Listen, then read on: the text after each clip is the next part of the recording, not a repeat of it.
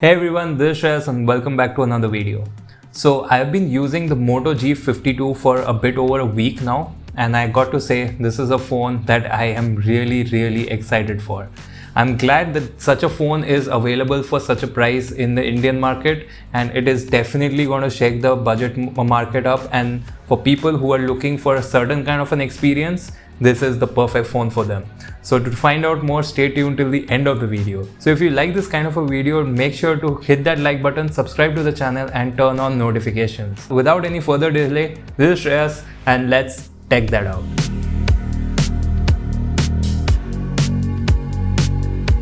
Alright, so I would like to start with the build and design. But the back panel is made out of a material called PMMA. It is technically not polycarbonate or plastic, but I'm not sure what they have done or what the exact material is. It does not look like plastic for sure.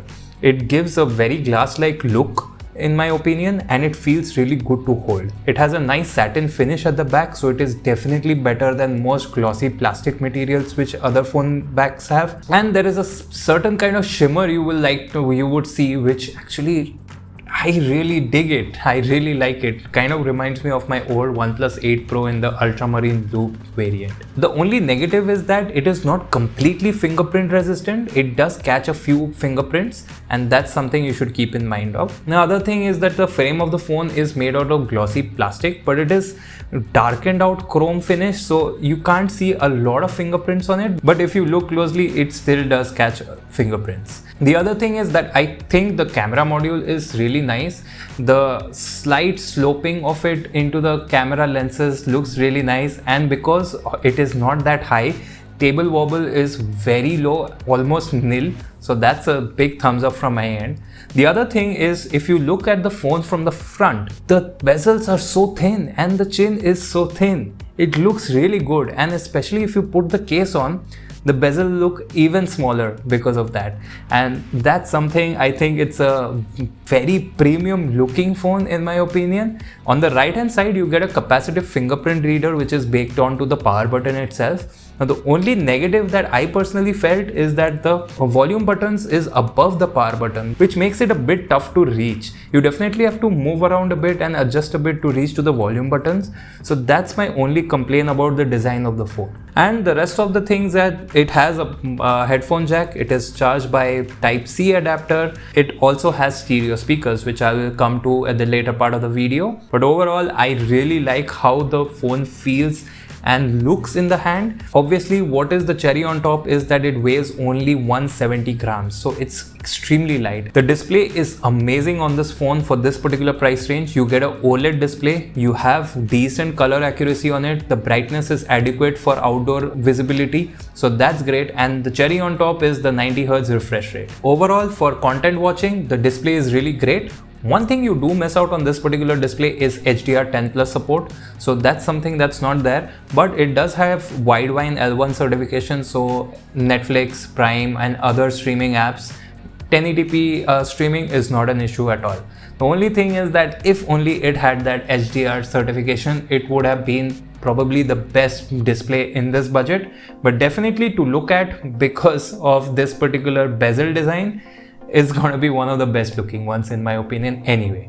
Carrying on with the display, your media watching experience will be enhanced by the speakers, because this phone has stereo speakers and the balance is actually really good. It's almost a 60-40 split between the bottom firing and the top firing speaker, and if you hold it in landscape mode, you won't really realize a lot of the difference between the balancing of this particular speaker. So it's really done well. At the highest volume, in certain kinds of frequencies, it does crack up a bit, but even if you keep this volume at 80%, it is loud enough, and the quality at that particular volume level is actually really good. The stereo separation is good, and the depth on this is very good as well. The only thing that a lot of people have asked me, and is definitely there and I would like to acknowledge, is that the back panel does feel a bit like it's vibrating while there is sound playing at the highest volume, but it is not something that it rattles or just ruins the experience. Nothing that made me feel that question the durability of the phone as well. That's what I heard a lot of people concerned about it. It definitely does vibrate, but it's not something that will rattle your phone or make you feel like something's going wrong with your phone. I feel that primarily it is because of the materials used, because on glass phones you don't have a chance of this happening. So that's something to keep in mind and to let you know as well.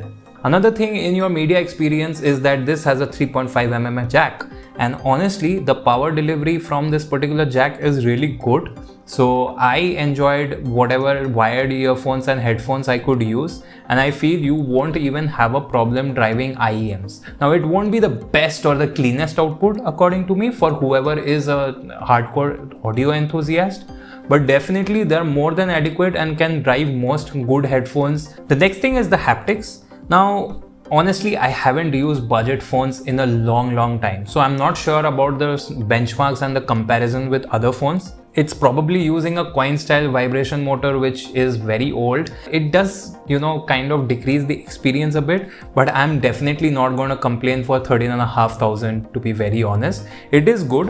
One thing is that if I had the option to tune the intensity of the haptics, I would have preferred it, because if I feel that if you just decrease the intensity by 1 or 2 levels, it would feel really nice. But it does not feel as premium or good because it makes almost the whole phone vibrate because of the style of vibration motor that is in there.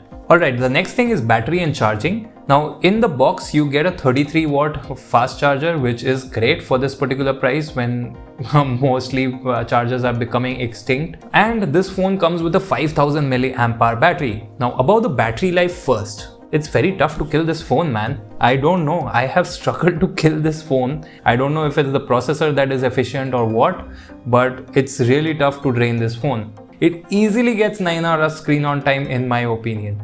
So battery life should not be a concern, at least for one day, and charging up is fast enough because you can charge this phone up in about 70 minutes or 75 minutes. So 1 hour 10 minutes, 1 hour 15 minutes is something what the charging time from 0 to 100 would be. So I think that's overall a great experience in terms of lower charging times in this particular price range, as well as a very good battery life. The next thing is the performance. Now I made a mistake in my initial unboxing video where I was giving my first impressions that this has the Snapdragon 695. Correction, it has the Snapdragon 680, which is not a 5G chipset, so that's something you definitely miss out with this phone. But given the current scenario in India, I don't think, especially for this particular price segment, you should be concerned about 5G. The cellular reception on this was really great. I did not have any other problems. The thing is that I am coming from a phone which has Wi-Fi 6E and I have Wi-Fi 6 routers, so the Wi-Fi performance was not great. For example, on my Pixel 6 Pro, I get around 320 Mbps. So it's not bad, but it's definitely something you would expect from phone modems at this particular price. And Bluetooth support is good. One thing that I would like to say is that when I used my Sony WF-1000XM Force over here, which is the flagship TWS from Sony, it does not support AAC is what I noticed. Now I could not figure it out, I could not find out, but I did notice that a lot of people said that Haptics is working. So unfortunately, my earbuds was running on SBC codec and nothing else. Even LDAC wasn't possible for some reason. So that's something you should keep in mind. This is one of the few phones which actually comes with NFC in this particular price range and also hardware level encryption. Now this is something that most phones skip over, even in the flagship segments, especially from offerings like from OnePlus, Xiaomi, Realme, etc. So Motorola's ThinkShield is something that you could be useful, and I'm sure that if your office or corporate emails etc. have restrictions, this could be a good option, but make sure to run it by your IT admin to know that if it will definitely work or not. Another thing is NFC. NFC has enabled me to use tap and pay, because of which also I chose this phone for review and was agreeing to use it as my daily driver, because without that I am definitely not going to use the phone. Overall, the software experience is a big thumbs up, But one thing you should note is that there are some things that Motorola is trying to do, probably to subsidize this phone in terms of cost and bring it down to make it more accessible. Now, I'm not sure how much you would be comfortable with or not, but during the setup process, you get to review the additional apps and it will ask you to install 2 bloatware apps. Now, Facebook is already pre-installed, you don't get a say in that. Apart from that, day-to-day performance has been really great. The refresh rate makes it very good. The Android 12 skin, which is my UX, makes the experience really good. I did not have any problems. Now, the only thing is that you might require a more demanding chip if you are kind of a gamer. So for probably gamers and who are looking to game first on their phone and everything second, I wouldn't recommend this particular phone because there are more capable processors at this price segment in other phones if gaming is your top priority. So that's something to keep in mind. But given the software optimization on this, day-to-day performance has been a breeze. I have almost no reason to complain on this. Yes, you do notice a few stutters, but at this price I can kind of accept it and let it slide. But there are very rare and in some cases only where the app is very heavy and when the RAM is almost filled up. It does have few features like RAM expansion. If that helps or is being used, I'm not really sure. You could use that. Now, the cherry on top for the good performance is also the software experience. Now, this is where things get interesting. Motorola has a clean software experience overall. There are a few exceptions, I will come to them soon. The experience is so good that I can call it almost close to stock Android. It does miss out on things which are exclusive to Pixels, obviously, and that's something I covered in detail what to expect, especially in this phone in terms of the software experience and what the Pixels offer, which Motorola's MyUX doesn't, in a video in detail over here. So you should definitely check it out to understand the differences and the similarities. And I feel in this price range, when you're getting such a good experience with the animations and how the UI feels, Material You integration, and Moto spices things up with their Moto gestures with like chop chop for the flashlight and then double twist to open the camera. Now these are something that really enhance the experience, and Moto has a lot more features as well, like power touch, when you can tap twice the capacitive fingerprint reader and it will open up a few shortcuts or apps for you. So these are really nifty features which you get, and you get all the Android 12 staple things like one-handed mode, camera access, etc. The quick settings menu is exactly like how you would expect in Pixels. Things like these are really great and I enjoyed using this phone. But overall, if there was a phone that I would like to give to my parents or younger siblings or something, this would be a solid offering because you don't get any intrusive ads, notifications, etc. while using the phone, and it is not contingent on checking off or marking something down during the setup process or later on after the phone is set up. And the next thing is the camera. Now the cameras is something that I was worried about because Motorola really did not ace it all the time when they came to the camera performance. Now this particular phone has a 50 megapixel main sensor, it has a 8 megapixel ultra wide sensor and a 2 megapixel macro, unfortunately, and the front camera is 16 megapixels. Now the thing is that the main sensor is actually very capable. Now I think the exposures are really good, the saturation is just right, and for some people who might be used to more saturated pictures or more social media ready pictures, they might feel the colors are a bit muted. But the good part about this is, according to me at least, is that over boosted colors, especially in the reds and greens, which I faced with OnePlus phones especially, it's not present over here. So if I want to, I can do that in post. But recovering those boosted reds and greens in post for those particular pictures from OnePlus which I used to click is really difficult. And that's why I personally really like this camera, especially for the main sensor. The color consistency is very good for this particular price range across the ultra wide and the main sensor. So I would think that the camera experience is good. Give it a good amount of light, it will do really well.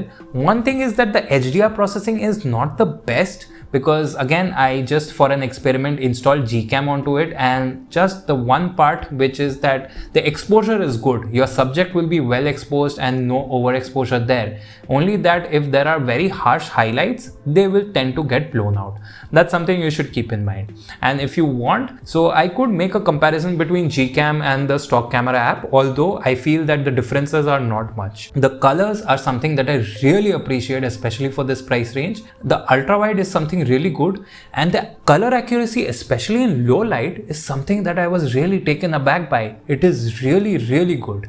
One thing to keep in mind is that the night vision, which is their night mode, does not work with the ultra wide camera. So that's something you should be aware of. Macro cameras are okay. What do you expect from 2 megapixel macros? I'm not really sure. But for a 2 megapixel macro, I guess they're fine. Now selfies, I feel again here the skin tone textures are maintained really well for this particular price range for sure. Honestly, this clicks better selfies than the OnePlus 10 Pro, the OnePlus 9 Pro and all those phones that I have used personally, because the skin tones are maintained well, the dynamic range is decent enough for this price range especially, and the exposure is very good as well. The only problem is that as of now, while taking portrait shots from the front facing camera, the highlights are completely blown out. So this is something that I would definitely want Motorola to work on, because apart from that, the camera experience is excellent. Now for video, here are some video samples that you can look at. So this is a 1080p 30 fps footage from the Moto G52 from its main sensor. Now technically you can record from the ultra wide as well as the macro lens, but you cannot change it while shooting. This is a sample from the ultra wide camera. Now I'm gonna walk around a bit and you can check out the stabilization at 1080p 30 fps. Also let me know in the comments how you find the mic quality. So this is a recording from the 2 megapixel macro. Let me know how it looks. Can get pretty close. So that's been it kind of about my review for the Moto G52. I can't believe it, I actually like a budget phone, and primarily it is because of the software experience. Now again, as I mentioned during the performance section, if gaming is your first priority, this is probably not the phone for you. But if you like a nice experience, this is definitely something that will offer almost all of the things you could expect in this particular price range.